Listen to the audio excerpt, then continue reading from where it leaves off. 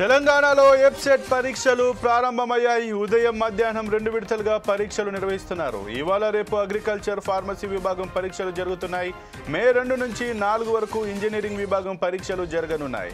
ఉదయం విడత పరీక్ష 9 నుంచి 12 గంటల వరకు జరుగుతుంది.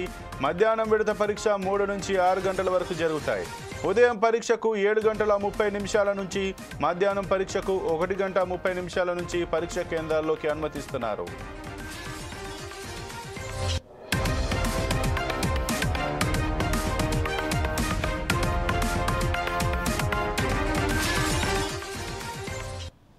అగ్రికల్చర్ ఫార్మసీకి 87,000 మంది, ఇంజనీరింగ్కు 2,20,000 మంది దరఖాస్తు చేశారు. పరీక్షకు 1 నిమిషం ఆలస్యమైన అనుమతి నిరాకరిస్తున్నారు. పకడ్బందీ ఏర్పాట్లు చేసినట్లు ఎఫ్సెట్ కన్వీనర్ ఆచార్య B Deen Kumar, co convener ఆచార్య కె విజయ్ కుమార్ రెడ్డి స్పష్టం చేశారు. సాంకేతిక కారణాల వల్ల కంప్యూటర్ ఆగిపోతే ఆందోళన చెందాల్సిన అవసరం లేదని అన్నారు.